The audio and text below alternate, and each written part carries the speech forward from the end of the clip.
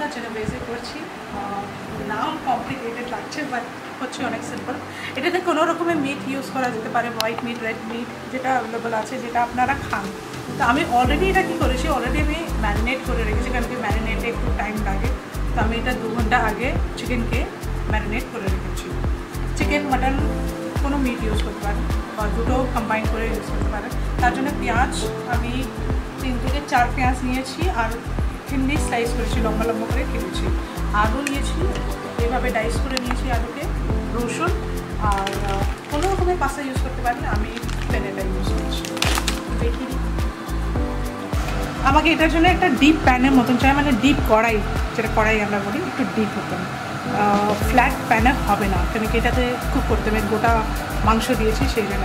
আমি এখানে জলটা গরম করতে বসিয়ে দিয়েছি। তো আমার পাস্তার জন্য আমার জলটা গরম হয়ে গেছে। এখন আমি কী করবো, এটা যে এই ডাইস আলুগুলো দিয়ে একটু হালকা এটা হোক, একটু এটাতে সেদ্ধটা, আর এটাকে কভার করে রাখবো। আর আমি এখনও লবণ দিইনি, লবণ দেবো। পাস্তা মিন্স পাস্তা জল লবণ হওয়া উচিত। এটাতে আমি অয়েল দিয়ে দিচ্ছি, অলিভ অয়েল দিলাম। আগে আমি কি করি,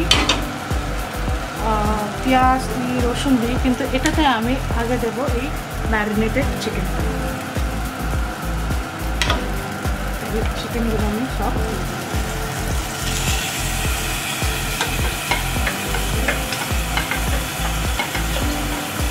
এটা শুধু আমি দই দিয়ে ম্যারিনেট করেছি, আর কিছু দিইনি, লেবু রস কিছুই দিইনি।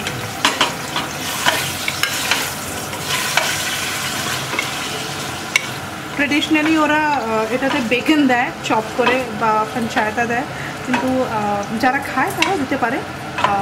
আমি এটাতে ডাইরেক্ট এই পিসগুলো দিলাম। এখন এটা একটু ঢেকে দেবো, কভার করবো, লিড অন করে দেবো, আর এটা একটু কুক হবে স্টিম। আমি এটা কুক করবো স্টিমে ঢেকে, লিড অন করে, আর এটাকে আমি মিডিয়াম ফ্লেমে কুক করবো কিছুক্ষণের জন্য, 5 থেকে 10 মিনিট। তো আমি দেখি মাংসর কী অবস্থা। এটা দেখেন, এটা খুব ড্রাই হয়ে গেছে, শুকিয়ে গেছে, হবে। আর এখানে আমি রসুনকে এইভাবে থেতলিয়ে নিয়েছি, ক্রাশ করে নিয়েছি, পুরো আমি ফাইন ওটা করে নিই, খুব গোটা গোটা আছে। এই রসুনগুলো এটাতে দিয়ে দিই। আমি এখানে 4টা পেঁয়াজ ইউজ করেছি, বড় বড়, এইগুলো দিয়ে দিই।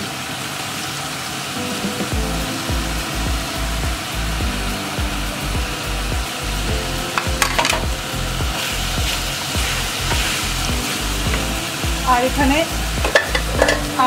আলু সিদ্ধ হচ্ছে এইভাবে। তো এটা নরম হোক একটু, তারপর আমি এটাতে পাস্তাটা দেবো, আর এটা ততক্ষণ আমি স্টার করে নিচ্ছি।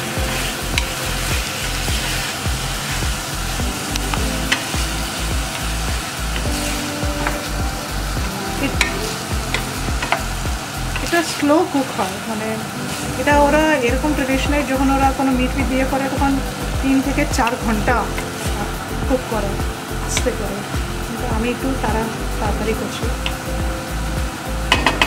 আবার এটা ঢেকে দেবো।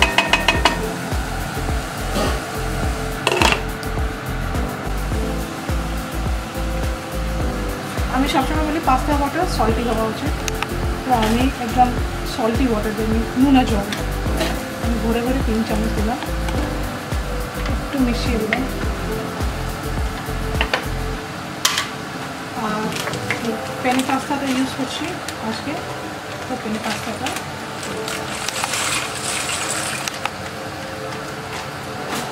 আবার একটু স্টার করলাম।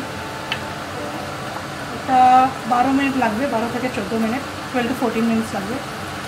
স্প্যাগেটি যিনি 8 মিনিটে হয়ে যায়, এটা একটু টাইম লাগবে। আর এটা দেখেন, এটার এই অবস্থা। আজকে আমি টমেটো সস সেই জন্য বানালাম না, কেন কি আজকে আমি ক্যান টমেটো ইউজ করছি, প্যাকেটওয়ালা। আমার যত চাই আমি ওটা ইউজ করবো।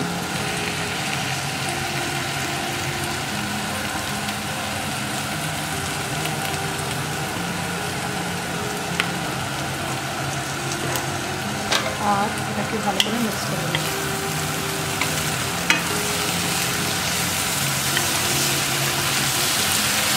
এটাতে পরে আমি পাস্তা ওয়াটারটাও অ্যাড করবো, এখন না, এখন এটা একটু করবো।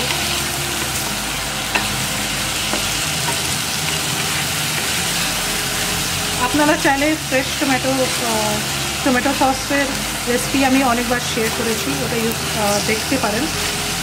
আমি এটাতে ফিলহাল এটা ইউজ করলাম।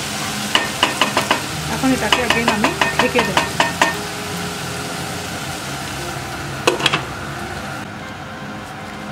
আমি এটাতে এখনও লবণ দিইনি, এখন আমি এটাতে একটু লবণ দেব টেস্টের অ্যাকর্ডিং। আমি লবণ কম দেবো কারণ কি পাস্তা জলে লবণ ছিল, আর চিকেনটাও ম্যারিনেট ছিল দইয়ে, আর যে সসটা দিয়েছিলাম টমেটো সসটা ওটাতে লবণ ছিল, ওটা ক্যানওয়ালা ছিল।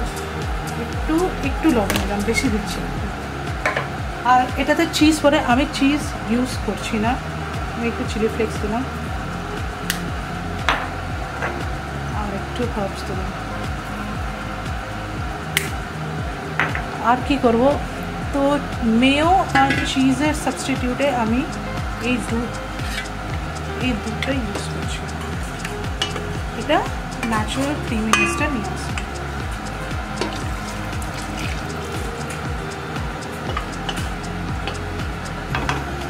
এটাকে আমি মিক্স করে দেবো।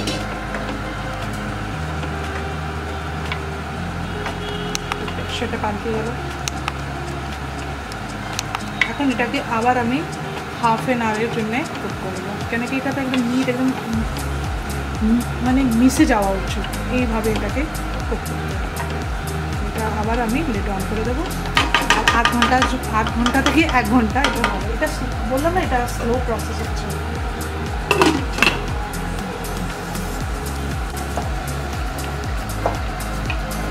আমার এই মাংসটা এইভাবে নরম হয়ে গেছে। এটা প্রায় আমি 2 থেকে 2.5 ঘন্টা করেছি। এখন আমি এই পাস্তাগুলো আমি আগেই বের করে রেখে দিয়েছিলাম, এটা আমি এটাতে অ্যাড করে দেবো।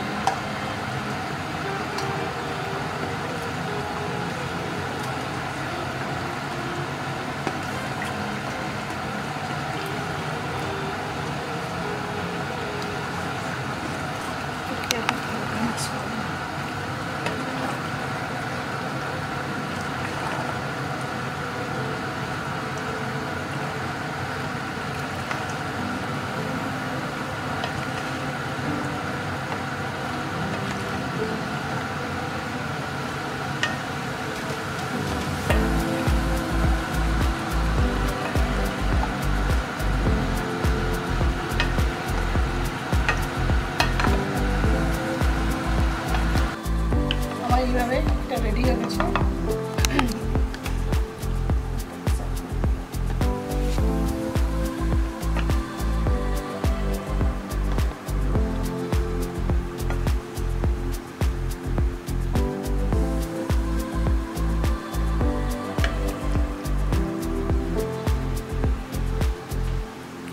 আমি আলু দিলাম, চাইলে আলু আলু দিলে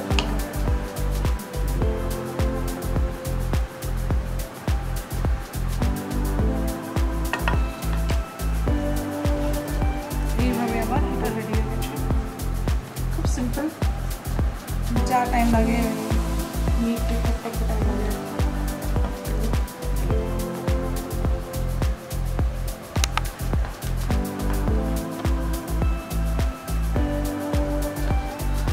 तो এইভাবে করবেন, ট্রাই করবেন, রাঁধবেন, আর ভালো লাগলে লাইক করবেন, কমেন্ট করবেন, শেয়ার করবেন।